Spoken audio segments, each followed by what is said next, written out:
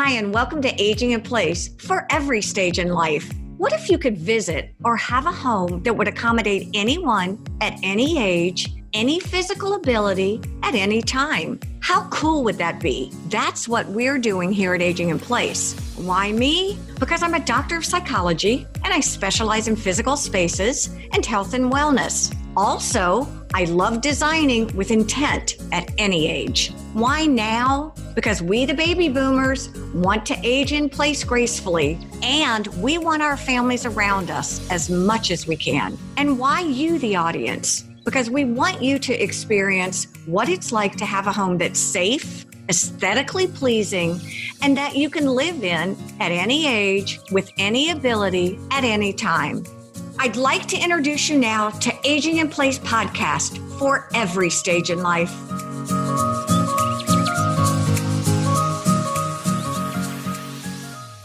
Hi, and welcome to Aging in Place podcast for any stage in life. I'm Dr. Debi Lynes, and I am here today with Aaron Kemp.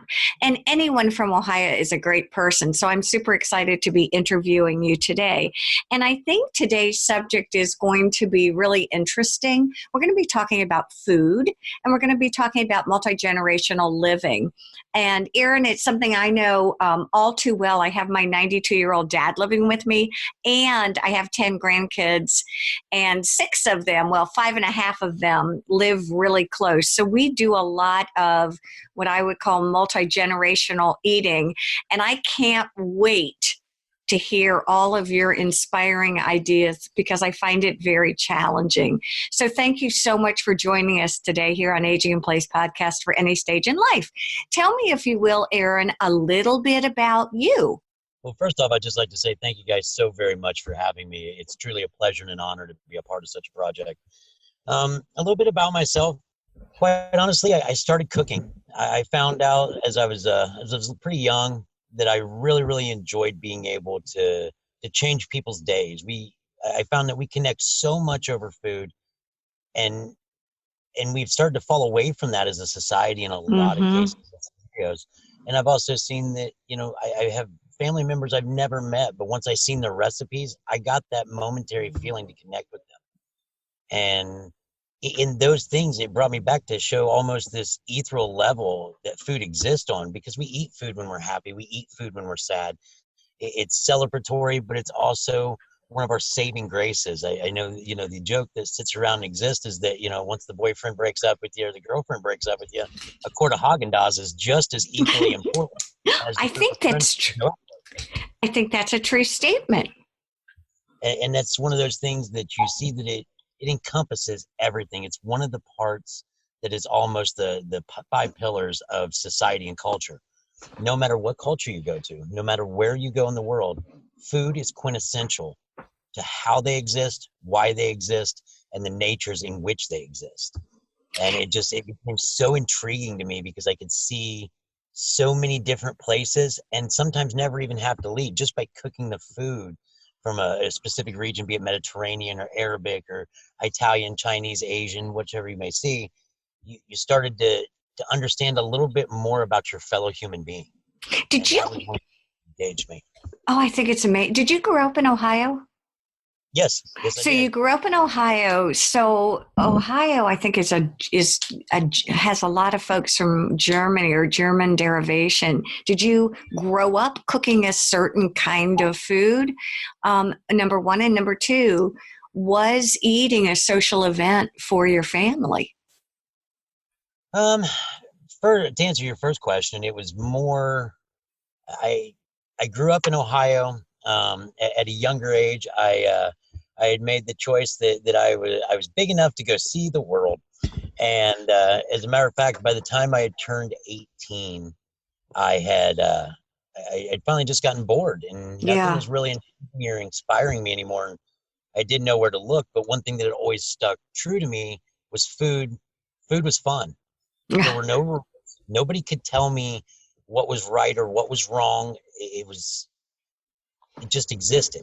And then I turned around and I started going to other states. I've been out to Colorado, California. I got to go do a small stint in Alaska for a little bit, which oh my God. Mm-hmm. Went to Hawaii for a little bit. there was a program that I became involved with. It's called Merc Chef, and you go out and you're going all across the country doing some things for different restaurants, different cultures. I mean, I got to embrace so much, and from learning to make etouffee down in Louisiana when I was down there for a brief period, to being able to go out and see what true collard greens and the beauty of canning and jarring and the preservation techniques in Tennessee. It kept me going. You could How never learn. fun. It was truly a blast. But to answer your second question, the age that I grew up in was, we're looking at the late 80s and the early 90s when we started to see food and family transition. We didn't necessarily want to be sitting at a dinner table on a Sunday afternoon. That became more of a specialty for holiday events. Got it. So So you were a latchkey kid. not necessarily so much latchkey. I mean, I had two parents that, were working on as hard as they possibly could to provide a life for us. And, then as soon as that happened, we started to devolve as a society. Mm-hmm. And when they started to do that, that's when fast food started to really take its upswing. You saw tremendous growth with, McDonald's and Wendy's and the Oh Burger my, Kings. It really become yes. a facilitating point to making sure that people were able to eat, because the workday was no longer from a 9 to 5. The workday was more from whenever they tell you to be there until the job is done. And if you wanted to make the money and get the benefits, you had to be there to do such.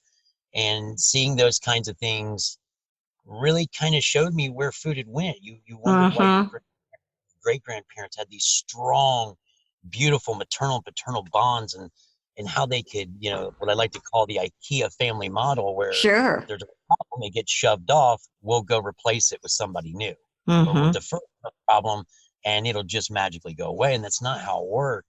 And I wondered, and it really made me start to study the psychology and the sociology that went behind why did these relationships from 20, 30, 40 years ago become so ironclad? What Mm-hmm. was happening in these family bonds? It was so ironclad that it couldn't be shook at even the most severe of events. Mm-hmm. But we watched that fade away. And that's when I started to realize some of that had to do with how we prepared our food.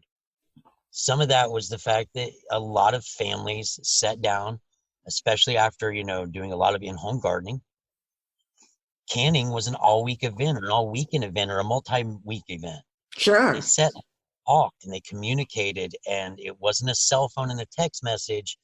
It was, if you had a problem, you sat down with grandma and grandpa and you did these incredible things that bonded you as human beings, that made you soulmates to an existential level.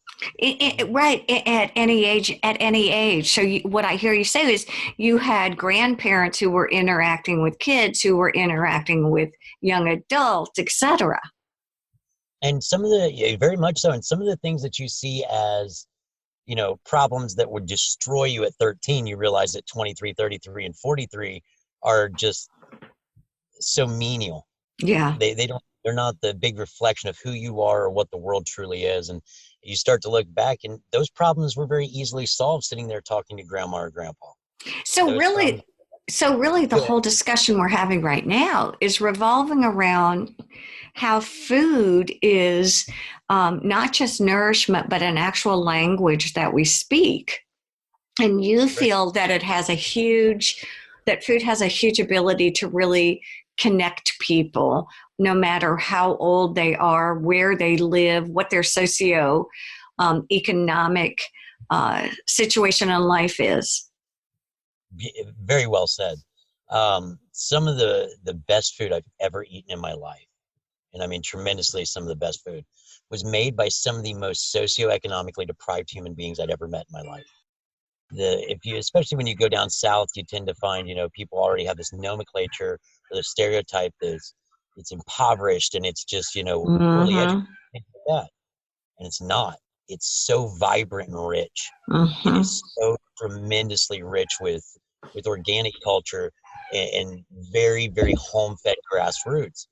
I started, etouffee was not something that was made because they wanted to wow a Michelin star representative. They didn't want to win a James Beard Award. They made Right. etouffee because it was celebratory, because it's what they had available, and it could feed multitudes of human beings for very relatively cheaply. And you started to see that some of these bigger dishes that we've come to know, coq au vin in the French in the French Right. culture, it's a peasant dish. Everybody, looks at it now and they're like, this is something that's made at some of the highest and most revered of restaurants. Mm-hmm. And quite honestly, this was a dish that was made back in the 16th and 17th and 18th centuries for people that didn't have anything but a couple of chickens running around in the front yard. And so you see this revitalization of the old things that people are finding to be new and inspiring and invigorating. And you also start to watch how we're able to communicate and transcend through some of the time, through some of our lineage, by just So interesting.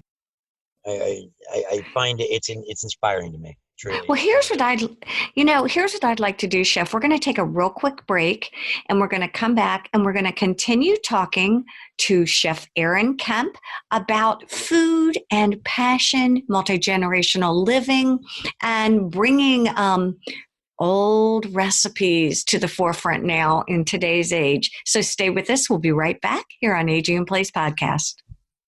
Hi, I'm Dr. Debi Lynes. Design elements are psychologically and physically supportive and conducive to health and wellness. To learn more about what Lines on Design can do for you, for more information on certified aging in place and facilitative and supportive design, look for us at linesondesign.com. That's LYNES on design.com. We are back here on Aging in Place podcast for any stage in life. Once again, we're here with Chef Aaron Kemp, and he's really a fun person to interview because, like chefs that I've met, many of them are very creative and willing to let things unfold as they may. And I think that holds for this interview. One of the things that we want to talk about is we were talking about multi-generational living. And you also, Chef, talked a little bit about peasant food and how in today's world, some of that peasant food is now very elegant or considered quite sophisticated for many palates.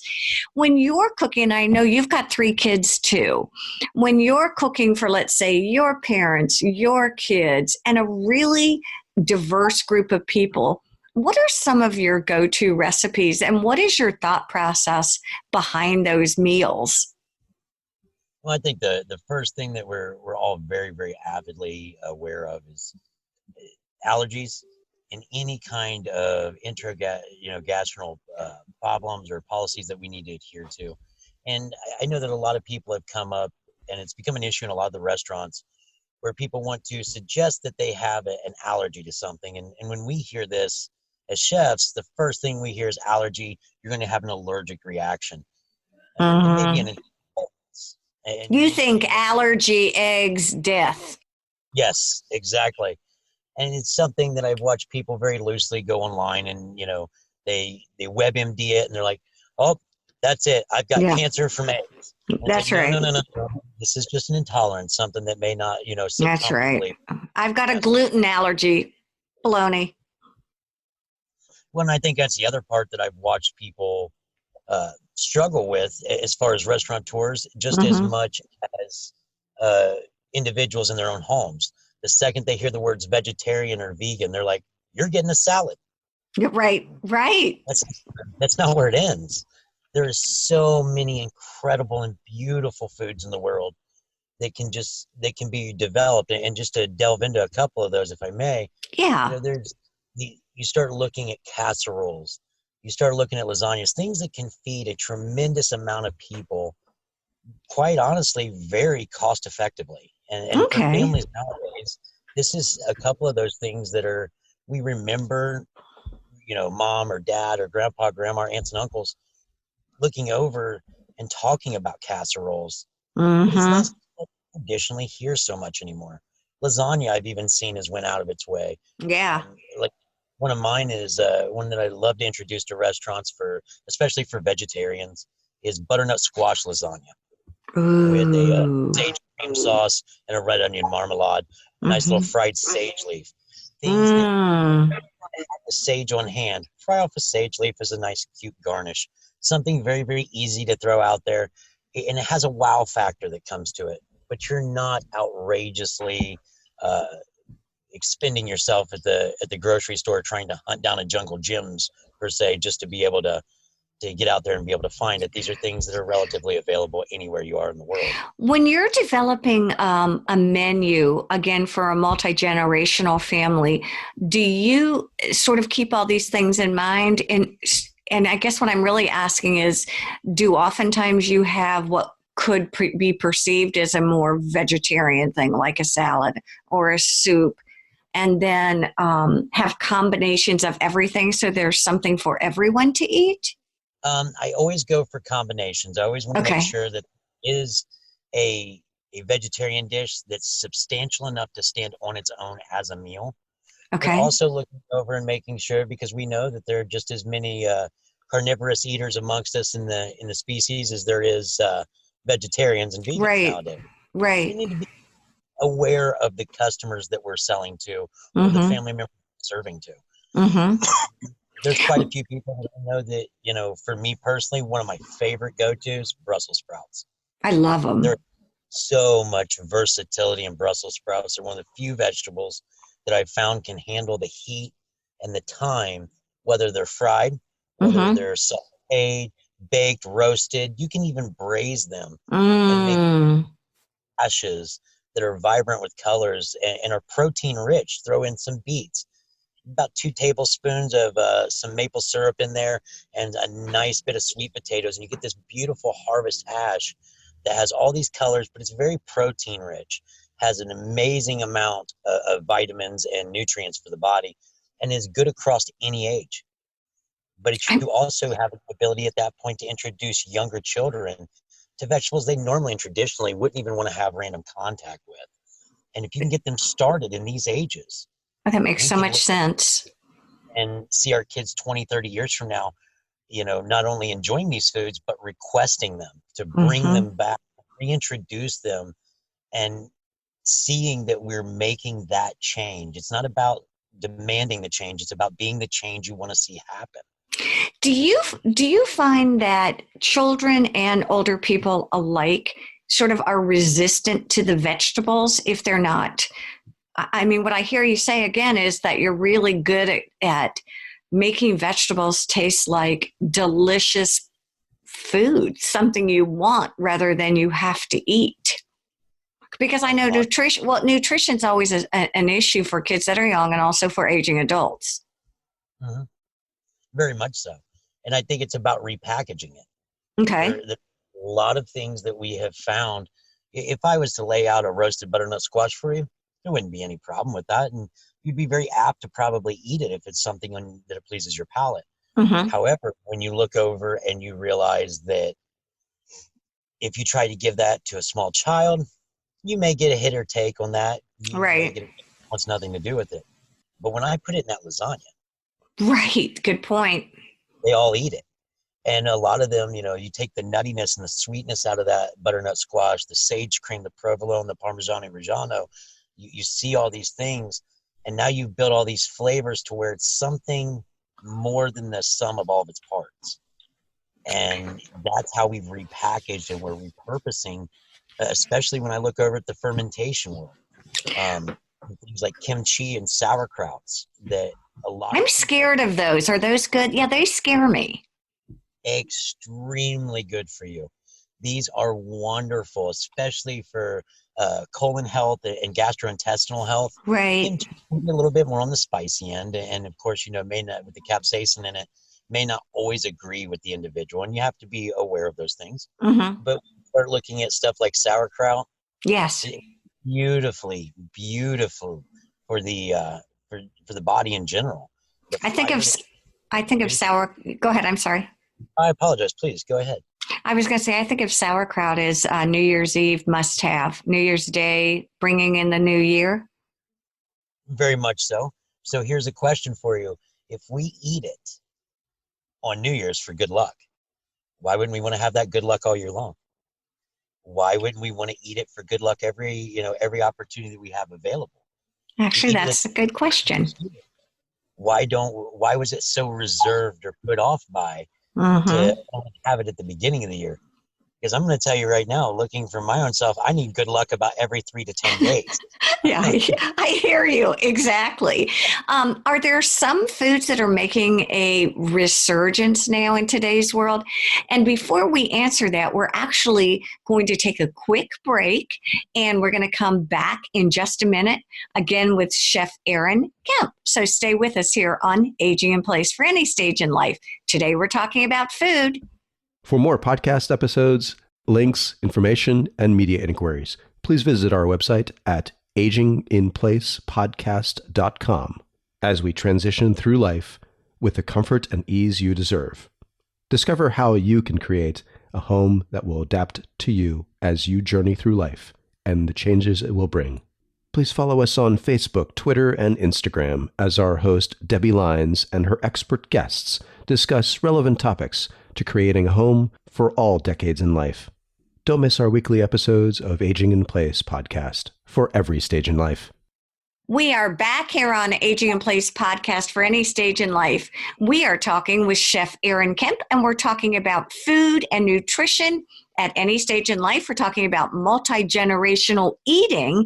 And in the last segment, I asked Chef Aaron if there were any foods that are kind of making a comeback.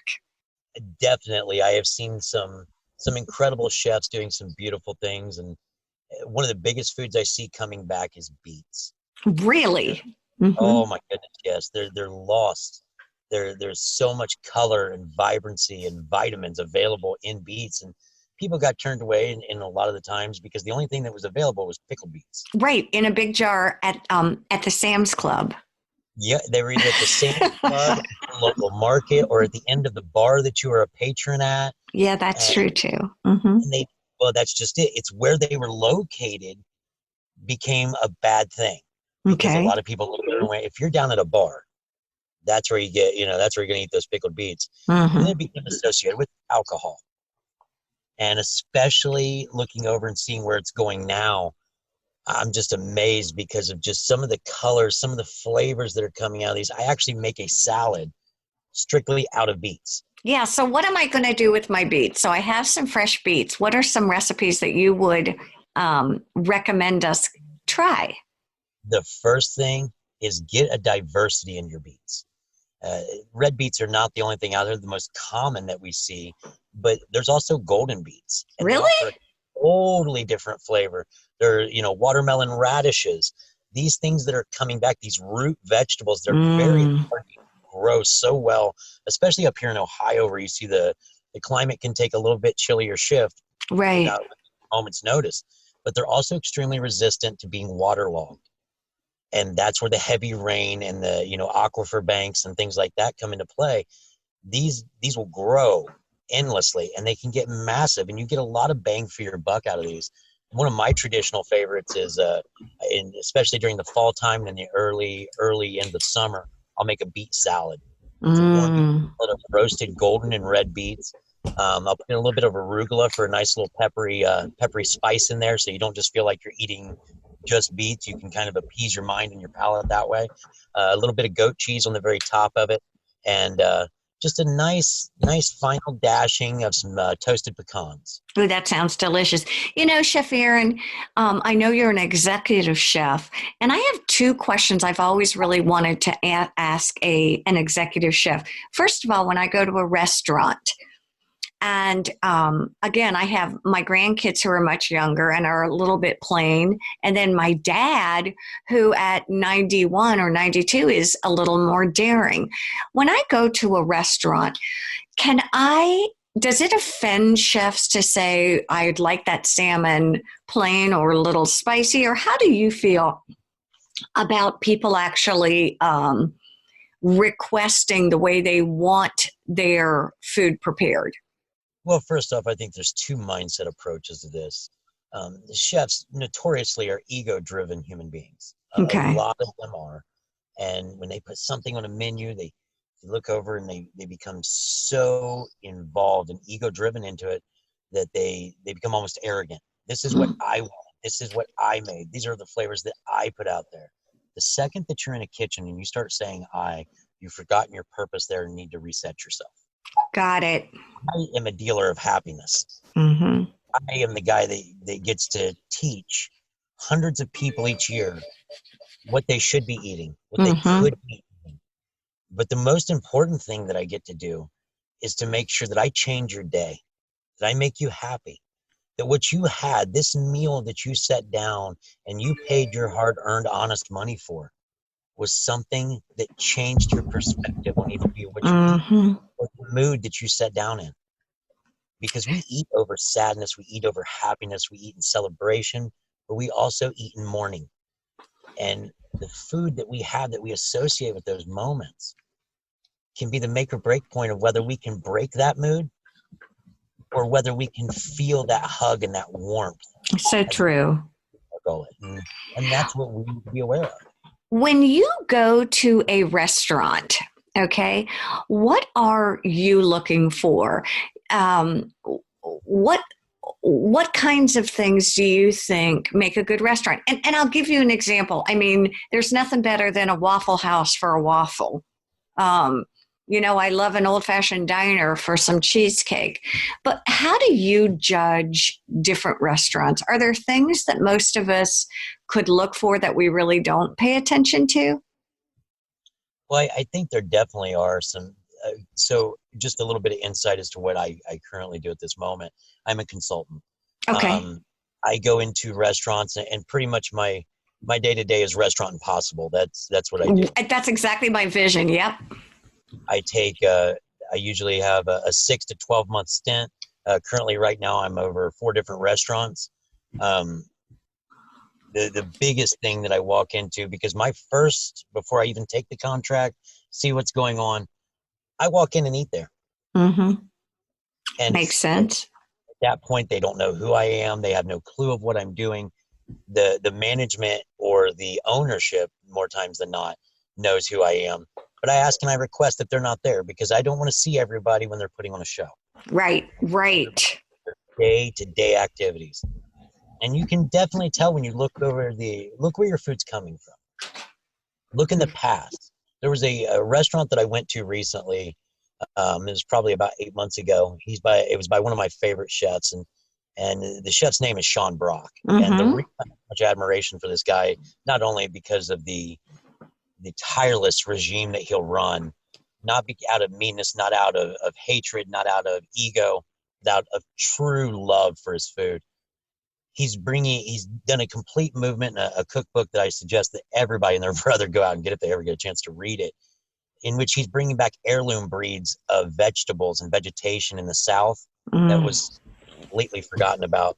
Special beans that haven't been grown on the grounds in mass production for almost, I think it was the last book he had out, 7-8 decades since they've seen some of the lost breeds he had. But when I go to his restaurant and you look in and you see, what's going on, the first place I'm looking is at that kitchen. And of course, that's where my heart is going to fall first, because that's where I grew up and learned my skills. Sure. So I want to see activity. I want to see guys and girls that are moving around. They're doing, they're busy. They're constantly moving. People that are constantly moving are constantly aware of what they're doing. So also interesting. That are reacting to the tickets as soon as they come in. That are being responsible for the food that's being handled. That are staying on top of their job. The one thing that drives me the most insane, and sometimes has actually led to me completely just getting up and leaving a restaurant because I don't want to take any part in it. When I walk into a restaurant and I see servers on their cell phones, it goes through me. Because at that point, your Facebook, your Instagram is more important to you than I am as a customer. Yeah, I would imagine that wouldn't sit well. Well, and what it tells me, though, is that if I see somebody that just got done touching their cell phone up to their face, puts it right back in their pocket, and then they go grab my plate. Oh, ew. I know that the cell phone you have in your hand is equivocally almost 3 times more dirty than your bathroom at home. It's also about as equivalent as going into a public restroom, and now you're touching my plate. Wow. I don't feel like the customer. I feel like an inconvenience to your social life. So that's one of those first things that I kind of notice, and I take a look around. One of the other things I look around at is how many children are in there. There's a lot of restaurants that have done a really big barrage of almost propaganda level back in the 70s, 80s, and early 90s, where they didn't want children in the restaurants. We saw a resurgence back in the early 2000s, where there was quite a few restaurants that I went into, and there wasn't a single kid. Food shouldn't be age restrictive. It can be diet restrictive, but it shouldn't be it shouldn't be socioeconomically restrictive. It shouldn't be age restrictive. Those things should not be what food is. There was, a matter of fact, there was a gentleman that had went out of I don't know if you're familiar with him or not. His name is David Chang. He started out Momo in New York City. And back in 2008, there was a big conversation going on about cell phones in restaurants, cell phones, at the table. Why were services hurting because of this? And it was people were too busy to taking pictures of their food. Oh, I remember that. People taking pictures of their food. Yes. Well, and it's still huge. And notice was, well, of course your food's going to be chillier than when it was put out the window, because it took you 3.5 minutes to get the right light. Exactly. To get to the right thing. You haven't eaten it till 7 minutes after it's been at your table. And we started to watch customer complaints go up. We started to watch. So interesting. You know what's fascinating about what you're saying too about having children? I think a lot of all my kids learned manners at restaurants. It was how they learned to be patient and appreciative, I think, of food too. I can't believe we're almost out of time. And it's fascinating to listen to really get a lesson on food, on restaurants, on appreciating food at any age. And Chef, we are very grateful for your time. And I feel like I should say bon appetit at the end of this, but we want to thank you and thank everyone for joining us here on Aging in Place podcast for any stage in life. Hope you enjoyed this week. I'd like to introduce you to a friend of mine, Tracy. Tracy is naturally curious and always creative. And when we were doing the Aging in Place podcast, she said, there are so many quick tips that I can think of offhand. My response, who knew? She's going to be with us every week, giving us a quick tip and a hint that is a practical application. Thanks, Debbie. Index this.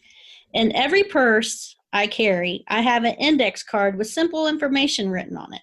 My name for one, my ICE, which for those who don't know stands for in case of emergency, which happens to be my son's cell number.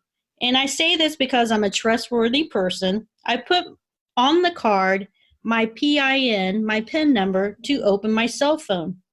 My thinking is that I live alone with family in another state. If by some chance I'm in an accident and unable to speak, my cell phone will be the way to contact whoever needs to be called. Yes, most cells will make an emergency call if locked, but it will not bring up your contacts. I have the index card so my cell phone is accessible. Put what info you want on the card. Maybe just a phone number and your name, but make sure the card is with you all the time. It's not a bad idea to have one in your glove box or wallet too. Who knew? This week's interview, Chef Aaron Kemp. There's nothing better than talking about food. And my takeaway for this episode is this. I'm going to try beets, and beets come in a lot of different varieties. So here's the takeaway. Let's not be afraid of food. Venture out of your safety zone. Eat and enjoy something different. And Aaron will think of you when we do. Thank you all for joining us here on Aging in Place. Have a wonderful week. Bye-bye. Hi, I'm Dr. Debi Lynes, and thank you for listening to Aging in Place for Any Stage in Life. We would like to ask you all to give us a review. Of course, preferably 5 stars. Thank you again, and we hope you enjoyed Aging in Place for Any Stage in Life. Aging in Place podcast is hosted by Debi Lynes and produced by Henrik de Gior. If you have any comments or questions, send an email to Debi@aginginplacepodcast.com. We would love to hear from you. If you're interested in advertising or sponsoring this podcast, email us at pr@aginginplacepodcast.com. Thank you for listening to Aging in Place Podcast.